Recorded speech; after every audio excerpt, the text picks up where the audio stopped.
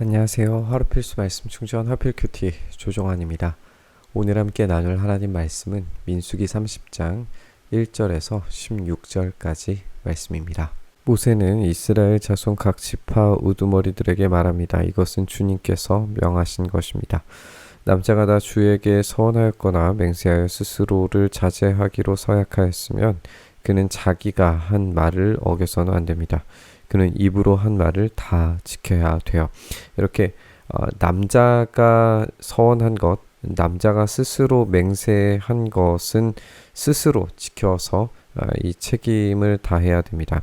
그런데 여자가 아직 어린 나이에 아버지의 집에 있으면서 다 주에게 서원하였거나 스스로를 자제하기로 서약했을 경우에는 그의 아버지가 자기의 딸의 서원이나 딸이 스스로를 자제하기로 서약한 것을 듣고도 딸에게 아무 말도 하지 않았으면 그 모든 서원은 그대로 살아있는 거예요.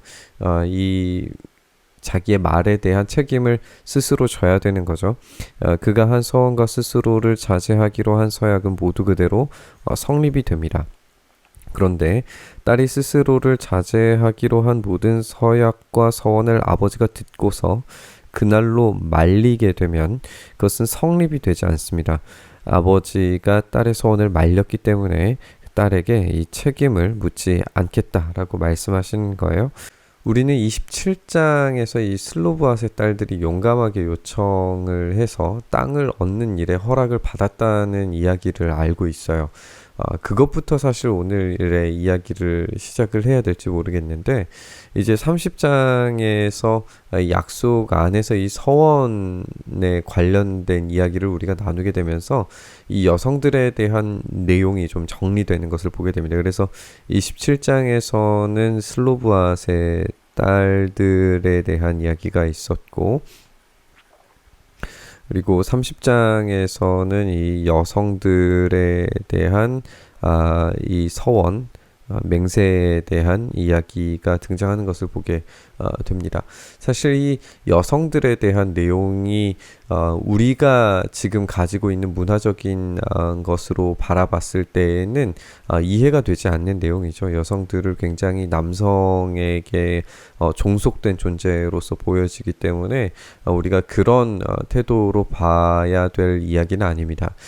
그들이 당시 사회 문화 속에서 어떠한 생각을 가지고 있는지를 이해하고 오늘 본문을 이해해야 됩니다. 당시 이렇게 여성들에 대한 언급과 법률이 사실 제정되고 있는 것만 하더라도 굉장히 큰 진보라고 생각을 할 수도 있어요. 여성이 남성에게 종속되는 것처럼 보이는 그런 본문이라고 할지라도 그들을 법률에서 완전히 배제함으로써, 그러니까 약속의 수행 자체를 아예 할 수 없게 만드는 것이 아니라 그들도 약속의 자녀로서 약속을 지킬 수 있는 인격자로 그렇게 인정하는 내용들이 등장하는 것이 굉장히 진보적이라는 거죠. 비록 이 허락이라고 하는 것이 아버지와 그리고 이후에 남편에게 제한되어 있는 것으로 보이더라도 당시의 질서 안에서는 충분히 진보적이라는 사실을 우리가 기억해야 됩니다. 그러나 여자가 결혼한 다음에 서원했거나 급하게 입술을 올려서 스스로 자제하기로 경솔하게 선언했을 때에는 남편이 그것을 듣고서 남편이 아내에게 아무 말도 하지 않으면 그대로 살아있어요. 그가 한 서원과 스스로 자제하기로 한 서약이 그대로 성립이 되는 겁니다. 그러나 남편이 그것을 들은 날로 아내를 말리면 그의 아내가 스스로 한 서원과 자신을 자제하기로 입술로 경솔하게 선언한 것은 무효가 됩니다. 하나님께서 그 여자에게 책임을 묻지 않겠다 하십니다. 이제 이런 예를 우리가 찾을 수 있는 게 우리 사무엘 상에서 한나의 서원을 생각을 해볼 수 있죠. 이 한나가 사무엘을 하나님께 바치기로 그렇게 서원을 합니다. 엘가나의 어떠한 이제 말이 등장하지 않았고 사무엘이 그 서원에 따라서 하나님께 온전히 바쳐지는 그런 나실인이 되는 어떤 과정들을 생각을 해보면 실제로도 이제 이 여성들의 이런 서원이 효력 있게 이루어질 수 있었다라고 하는 것이 굉장히 중요한 거예요. 원래 이제 여성들에게는 어떤 언급이 어떤 증인으로서의 역할조차도 효력이 발생할 수 없었어요. 그런데 우리가 읽고 있는 이 민수기 본문만 하더라도 이 슬로브앗의 딸들이 파격적인 응답을 받았던 것처럼 오늘의 이 서원에서도 마찬가지의 경우들을 상정하고 하나님께서 그것을 제공하고 있다라고 하는 것을 우리가 읽게 되는 겁니다. 과부나 이혼당한 여자가 서원한 것, 곧 자신을 자제하기로 한 모든 서약은 그대로 그 여자에게 적용이 됩니다. 남편의 집에서 같이 살면서 서원하거나 자신을 자제하기로 맹세하고 서약했을 때에는 남편이 이것을 듣고도 아내에게 아무 말도 하지 않았고 아내를 말리지 않으면 그 모든 서원은 그대로 살아있어요. 그 한 서원과 자신을 자제하기로 한 서약이 모두 그대로 성립이 됩니다. 그런데 그의 남편이 듣는 그 날로 그것을 파기해버리면 그 아내의 입술에서 나온 서원과 서약은 아무것도 성립이 되지 않아요. 그의 남편이 이렇게 파기를 하게 되면 나주는 그 여자에게 책임을 묻지 않겠다라고 이렇게 말씀하십니다. 그의 남편은 그의 아내가 한 어떤 서원이나 자신을 부인하고 자제하기로 한 어떤 서약의 맹세라도 성립시키거나 파기할 수 있습니다. 그런데 만일 그의 남편이 아내의 서원에 대해서 하루가 지날 때까지 아무 말도 하지 않으면 남편은 아내의 서원과 아내가 자신을 자제하기로 한 서약을 확인하는 것이 됩니다. 그것들은 그대로 효력을 지니게 되어 들은 바로 그날에 남편이 아내에게 아무 말도 하지 않기 때문입니다. 그러나 만일 남편이 그가 들은 날로부터 얼마 지나서 그것을 파기해버리면 아내의 죄는 남편이 떠맡게 됩니다. 이렇게 이 아버지가 딸을 책임지려고 했던 것이 이제 남편과 아내 사이에서 이루어지고 있는 것을 이제 보게 되는 거죠.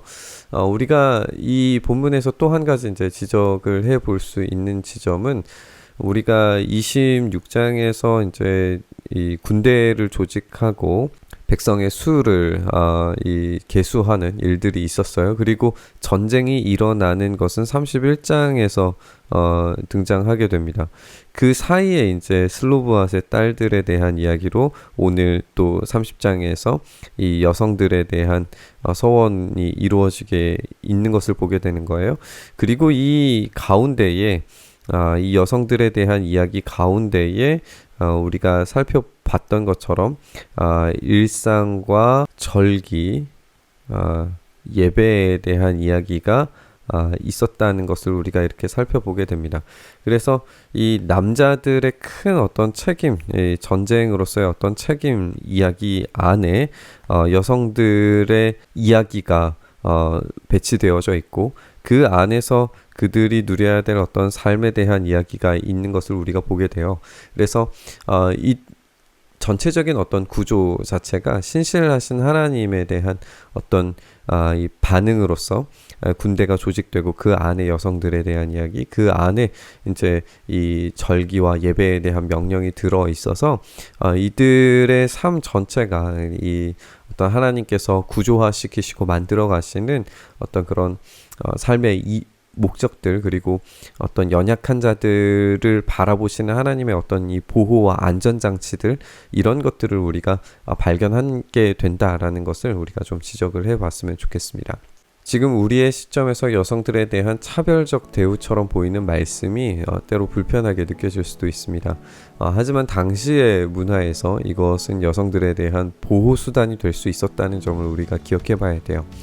이 그녀들이 혼자가 되는 어떤 과부가 되는 순간 생계에 무한한 책임을 스스로 지는 것은 굉장히 어려운 일이었습니다. 게다가 당시의 문화에서 여성들이 굉장히 이른 나이에 결혼했다는 점을 감안을 해본다면 어린 소녀들의 말에 대한 책임을 경감시킴으로써 그녀들은 무겁게 부과되는 책임에서 놓일 수 있었을 겁니다.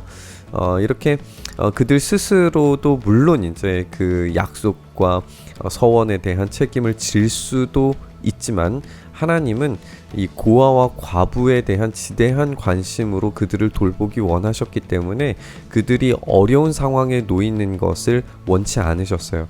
지금 우리의 사회에서 여성들이 어떤 지위를 가지고 일을 할 수 있기 때문에 이런 보호의 어떤 차원들을 남성에게 허락을 받아야 된다는 것이 말도 안 되는 이야기이지만, 그때 당시에는 모든 생계에 대한 책임과 주권이 남성들에게 달려 있었기 때문에 이런 법률이 필요할 수밖에 없었던 거죠.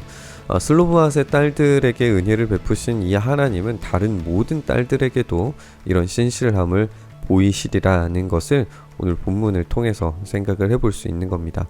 이렇게 하나님께서 약자에 대한 관심이 있으셨던 것처럼 우리도 약자에 대한 관심과 어려운 이들을 향한 하나님의 시선을 놓쳐서는 안 되는 줄 믿습니다. 지금 우리의 시대에는 이 어린아이들, 청소년들이 무방비하게 노출된 과도한 쾌락적인 문화들과 무한한 경쟁 사회 속에서 적절하게 이들을 보호하고 가르칠 의무와 책임을 생각을 해야 됩니다. 또 법의 사각지대에서 괴로움 당하고 있는 노년층들을 우리가 또 생각을 해야겠죠. 오늘 말씀 묵상하면서 하나님의 시선에 우리의 시선이 닿을 수 있게 해달라고 구했으면 좋겠습니다. 하나님께서 그들을 향한 이런 법률적인 문제들을 해결하심으로써 그녀들이 어떤 무거운 과분한 자신들이 미처 생각하지 못한 어려운 짐들을 스스로 지지 않도록 도우시려고 했던 것처럼 우리도 또한 마찬가지로 이 어려운 이들을 도울 수 있는 그런 실력이 있었으면 좋겠습니다. 그렇게 하나님의 시선에 우리의 시선이 닿을 수 있게 해달라고 구하면서 묵상의 자리로 나아가시죠. 주님, 그렇게 하나님께서 만드신 이 구조 안에서 어려운 이들을 섬기고 보호하고 지킬 수 있는 이런 모든 내용들처럼 우리도 또한 마찬가지의 일들을 감당할 수 있게 하여 주시옵소서. 그래서 우리가 하나님께서 원하시는 약자와 어려운 이들을 돕고 그들을 하나님 나라의 백성으로 만들어 가시는 그 놀라운 사역에 우리가 또한 동참할 수 있도록 은혜 더하여 주시옵소서. 그렇게 우리를 사용하시고 붙드시고 우리가 그 은혜의 감격을 온전히 삶으로 실행할 수 있는 실력 주시기를 간절히 바라고 소망하며 우리 주님 예수님 이름으로 기도드리옵나이다. 아멘.